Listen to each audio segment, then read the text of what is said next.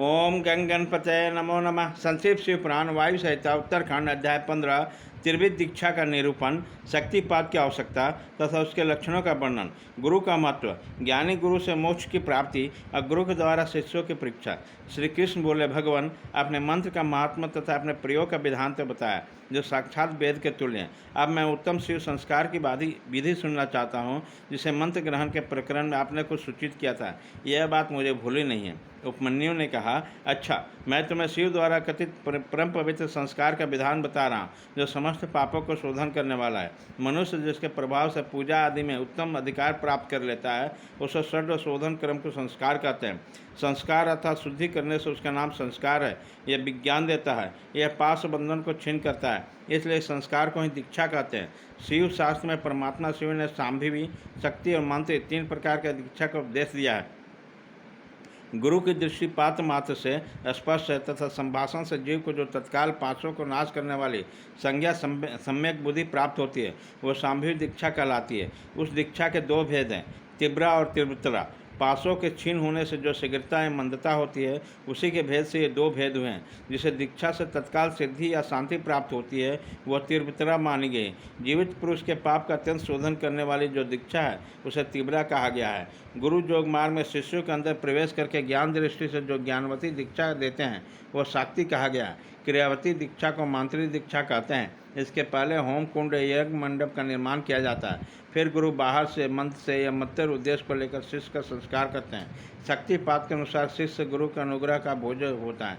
शैव धर्म का अनुसरण शक्तिपात मूलक है, अतः संक्षेप में उसका विषय निवेदन किया जाता है। जिस शिष्य में गुरु का शक्तिपात नहीं हुआ, उसमें शुद्धि नहीं आती, उसमें न तो विद्या, न शिवाचार, न मुक्ति और न सिद्धियाँ ही होती है।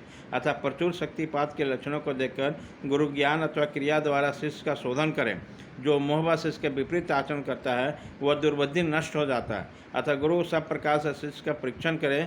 उत्कृष्ट बोध और आनंद की प्राप्ति ही शक्तिपात का लक्षण है, क्योंकि परम शक्ति प्रबोधानंद रूपनी है। आनंद और बोध का लक्षण अंतःकरण में सात्विक विचार। जब अंतःकरण द्रवित होता है, तब बाहर शरीर में कंप, रोमांच, स्वर विकार, नेत्र विकार और अंग विकार प्रकट होता है।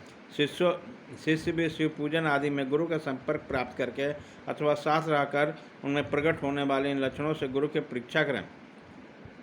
शिष्य गुरु के शिक्षणीय होता है और उसको गुरु के प्रति गौरव होता है। इसलिए सर्वथा प्रयत्न करके भी शिष्य ऐसा आचरण करें जो गुरु के गौरव के अनुरूप हो। जो गुरु है वो शिव कहा जाता है और जो शिव है वो गुरु माना जाता है। विद्या के आकार में शिव ही गुरु बनकर विराजमान है। जैसे शिव है वैसे विद्या है, जैसे विद्या है वैसे गुरु है। शिव विद्या गुरु के पूजन के समान फल मिलता है। शिव सर्वव्यात्मक है और गुरु सब मंत्रमय, अतः संपूर्ण यत्न से गुरु की आज्ञा को सिरोधार्य करना चाहिए। यदि मनुष्य अपना कल्याण चाहने वाला बुद्धिमान हो, तो गुरु के प्रति मन, वाणी और क्रिया कभी मिथ्याचार, कपटपूर्ण बर्ताव न करे। गुरु आज्ञा दे या न दे, शिष्य सदा उसका हित और प्रिय करे, उसके समान और पीठ पीछे भी उसका कार्य करता रहे।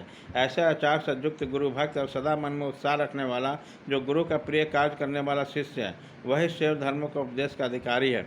यदि गुरु विद्वान, गुणवान, परमानंद का प्रकाशक, तत्ववेता और शिव भक्त है, तो ही मुक्ति देने वाला है, दूसरा नहीं।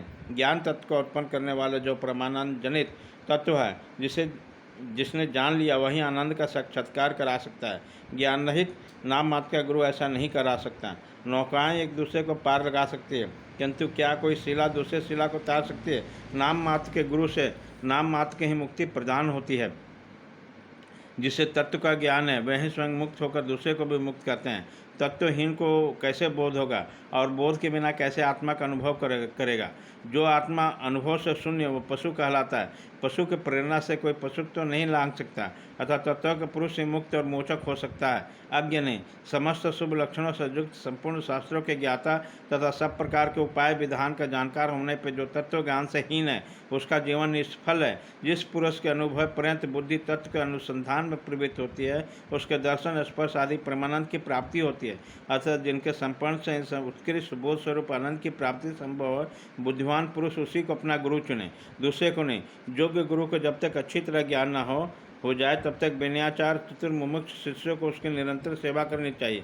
इससे अच्छी तरह ज्ञान सम्यक परिचय होने पर सुस्थिर भक्ति करे। जब तक तब तक बोध न प्राप्त हो जाए तब तक निरंतर गुरु सेवन में लगा रहे। तत्व को न तो कभी छोड़े न ही किसी तरह उसकी अपेक्षा करे। जिनके पास 1 वर्ष तक रहने पर शिष्य को थोड़े से आनंद या प्रबोध की उपलब्धि न हो, वह शिष्य उसे छोड़कर दूसरे गुरु का आश्रय ले। गुरु को भी चाहिए कि वो अपने आश्रय जनित ब्राह्मण जातीय शिष्य को 1 वर्ष तक परीक्षा करें, क्षत्रिय शिष्य को 2 वर्ष तक और वैश्य को 3 वर्ष तक परीक्षा करें। प्राणों के संकट में डालकर सेवा करने और अधिक धन देने के अनुकूल प्रतिकूल आदेश देकर उत्तम जाति के छोटे काम में लगाकर और छोटों को उत्तम काम में नियुक्त करके धैर्य और सहनशीलता का परीक्षा करें। गुरु को तिरस्कार आदि करने पर जो विषाद को नहीं प्राप्त करते हैं वही संयमी शुद्ध और शिव संस्कार कर्म के योग्य है। जो किसी की हिंसा नहीं करते हैं, सबके प्रति दयालु होते हैं, सदा हृदय में उत्साह रखकर सबका कार्य उद्यत रहते हैं, अभिमान शून्य बुद्धिमान और स्पर्धा रहित होकर प्रिय वचन बोलते हैं, सरल कोमल स्वच्छ विनयशील सुस्थिर चित्त वाले, शौचार से संयुक्त और शिवभक्त होते हैं। ऐसे आचार व्यवहार द्विजातियों का मन वाणी शरीर और क्रिया द्वारा उचित रीति से शुद्ध करके तत्व का बोध कराना चाहिए। यह शास्त्रों का निर्णय है। शिव संस्कार कर्म में नारी का स्वतः अधिकार नहीं है। यदि वो शिव भक्त हो तब पति की आज्ञा से उक्त संस्कार के अधिकारिणी होती है। विधवा स्त्री को पुत्र आदि की अनुमति से और कन्या के पिता की आज्ञा से शिव संस्कार में अधिकार होता है। शूद्रों पतितों और वर्ण संकरों के लिए शिव संस्कार का विधान नहीं है। यदि वह परम कारण शिव में स्वाभाविक अनुराग रखते हैं तो शिव का चरणोदक देकर अपने पापों की शुद्धि करें। अध्याय 15 खत्म।